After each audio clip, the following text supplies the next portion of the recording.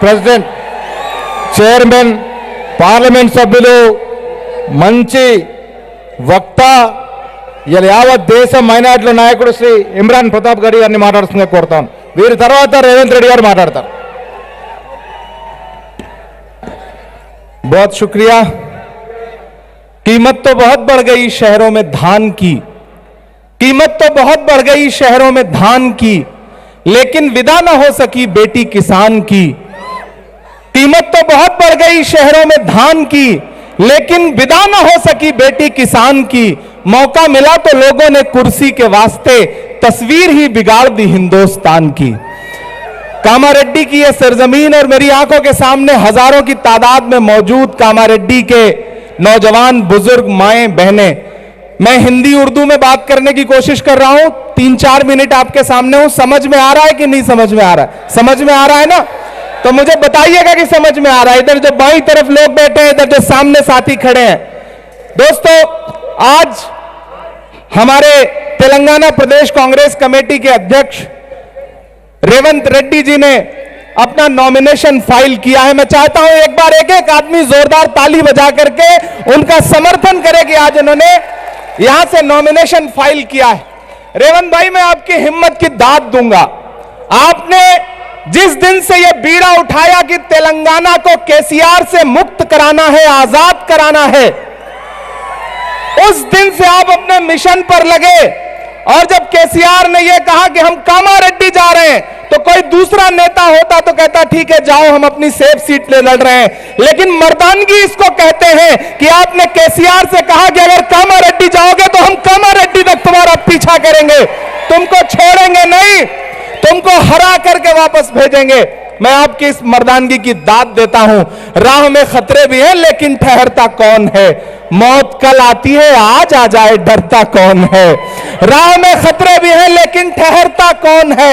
मौत कल आती है, आज आ जाए डरता कौन है? और तेरे सिस्टम के मुकाबिल मैं अकेला हूं, मगर फैसला मैदान में होगा कि मरता कौन है।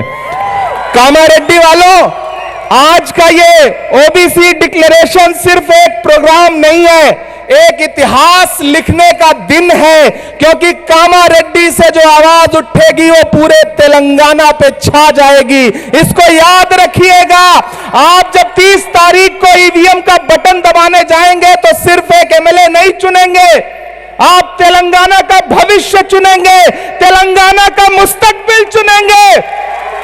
और मैं तो यहां बैठ करके सोच रहा था कि ये जो केसीआर है, ये मोदी जी का यार है। याद रखिएगा, ये जो केसीआर है, ये मोदी जी का यार है। मैं तो केसीआर से पूछना चाहता हूं कि केसीआर साहब बताइए, आप अपने बेटे को चीफ मिनिस्टर बनाने के लिए प्रधानमंत्री के पास नहीं गए थे, मोदी के पास नहीं गए थे? गए थे। मोदी ने अपने भाषण में यह बात कही है। और सिर्फ मैं तो अकलियत के साथियों से कहना चाहता हूं, और सिर्फ कामारेड्डी के अकलियत के साथियों से नहीं, बल्कि पूरे तेलंगाना के अकलियत के साथियों से कहना चाहता हूं कि मेरे भाई तेलंगाना वालों, हैदराबाद वालों, कामारेड्डी वालों, निजामाबाद वालों, तेलंगाना का जो इलेक्शन है वो सिर्फ असेंबली का इलेक्शन नहीं है, ये 2024 का सेमीफाइनल है। अगर चाहते हो कि दिल्ली की गद्दी से नरेंद्र मोदी की विदाई हो, तो तेलंगाना में कांग्रेस को मजबूत करो, कांग्रेस की सरकार बनाओ, क्योंकि ये सेमीफाइनल है। केसीआर यहां पर आपके सामने सेकुलर होने का दावा करते हैं, लेकिन सच्चाई यह है कि अंदर खाने वो नरेंद्र मोदी से मिले हुए हैं।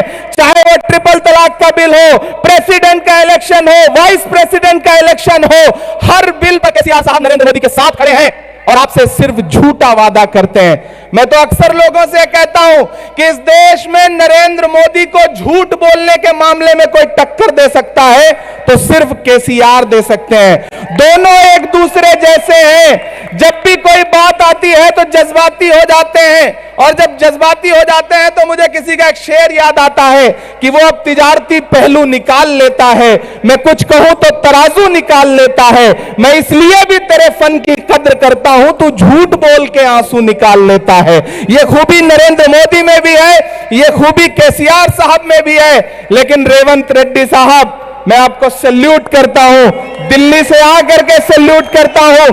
माइनॉरिटी डिपार्टमेंट के नेशनल चेयरमैन की हैसियत से खड़ा होकर के यहां कह रहा हूं कि जो माइनॉरिटी के अकलियतों के वोटों के ठेकेदार हैं उन्हें समझ में आ गया है कि इस बार तेलंगाना का अकलियत, कल माइनॉरिटी डिक्लेरेशन हुआ, जिस तरह से माइनॉरिटी की स्कीम्स का ऐलान किया है कांग्रेस पार्टी ने रेवंत जी की अगुवाई में, पूरे सूबे के अकलियतों से मैं कहना चाहता हूं कि एकजुट हो जाइए, कांग्रेस के साथ खड़े हो जाइए, और वो जो आपको समझाने आए कि कांग्रेस क्या देती है अकलियतों को, तो उनसे कह दीजिएगा कि वो कांग्रेस पार्टी ही है जिसने डॉक्टर जाकिर हुसैन को इस देश का राष्ट्रपति बनाया, वो कांग्रेस ही है जिसने फखरुद्दीन अली अहमद को इस देश का राष्ट्रपति बनाया, वो कांग्रेस ही है जिसने मौलाना अबुल कलाम आजाद साहब को इस देश का पहला एजुकेशन मिनिस्टर बनाया, वो कांग्रेस पार्टी ही है जिसने रफी अहमद किदवई साहब को इस देश का एग्रीकल्चर मिनिस्टर बनाया, वो कांग्रेस पार्टी है जिसने सैयदा अनवर तैमूर को असम का मुख्यमंत्री बनाया,